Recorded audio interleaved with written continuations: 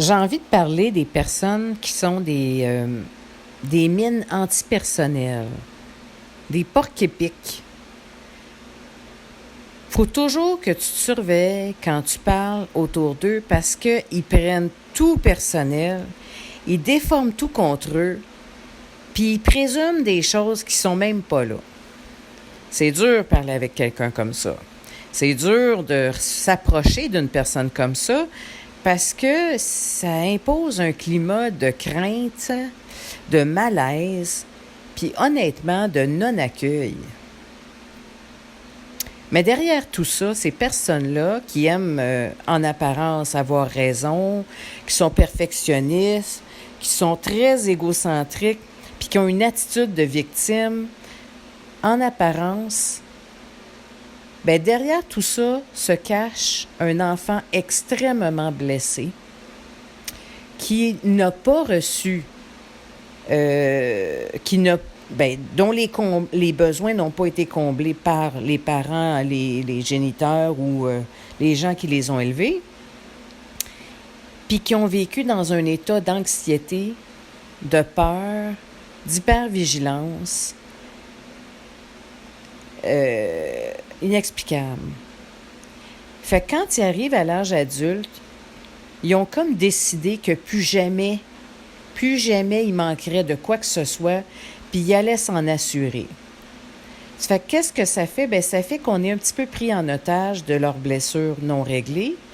Puis là, ben on se retrouve à être éclaboussés de leur peur, puis de leur peur. Fait que comment est-ce qu'on fait face à des personnes comme ça? Ça prend de la maturité émotionnelle, ça prend du détachement, puis ça prend d'être capable de dire ses limites dans la bienveillance, dans l'accueil de l'autre, mais dans le respect de soi. Avec fermeté, mais clair. Puis ça prend d'avoir assez de détachement de ne pas tomber dans la colère de l'autre, puis de ne pas tomber dans sa victimite aussi. Pauvre de moi, on m'a jamais aimé, ou pauvre de moi, on veut pas de moi dans le groupe. Parce que dans le fond, ils sont dépendants, ils sont addicts au drame. Puis rien de pire ou de mieux pour ces personnes-là que d'embarquer dans leur drame en nourrissant la situation de colère, de rejet, d'abandon, de jugement, de médisance, etc. Ce que si on veut gérer ce genre de personnes-là, puis qu'on aimerait l'accueillir, puis qu'elle sache qu'on n'est pas l'ennemi,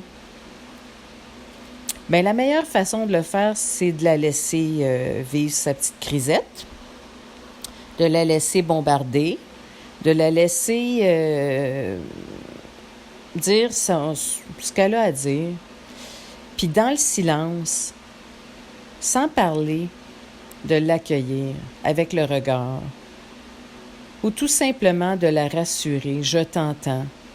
Moi, j'aime bien répondre ça, cette phrase-là, je t'entends, parce que je comprends, c'est un petit peu comme présumer que j'ai vécu la même affaire que toi, tu sais. Mais je t'entends, c'est j'ai ouvert mes oreilles, j'ai ouvert mon cœur, puis j'ai vraiment reçu ce que tu me dis, puis ce que tu m'as pas dit aussi. Toute cette énergie-là là, que tu dis pas, je l'ai entendue aussi. Puis il y a quelque chose de rassurant pour ces personnes-là qui sont tellement insécures, c'en est fou, là. Ils peuvent pas être adultes tellement qu'ils sont insécures. Ça fait qu'ils ont l'air adultes, mais ils parlent comme des enfants de 3, 4, 5 ans. Parce que c'est à cet âge-là qu'on apprend à dire non, qu'on apprend à dire oui, qu'on apprend à partager, qu'on apprend qu'on ne prend pas toute la place. Mais il y a des enfants qu'on leur a pas appris ça. Il y a des enfants, on leur a donné toute la place, puis il y a des enfants où il y avait zéro place. Fait que quand ils arrivent dans le monde des adultes, ben ils font ce qu'ils connaissent. Soit qu'ils prennent toute la place pour compenser, soit qu'ils n'en prennent pas parce qu'ils ne pensent pas la mériter. En tout cas, puis on peut pas. C'est dur de ne pas juger. Par contre, c'est comme ça qu'on va arriver à la paix dans le monde. Parce que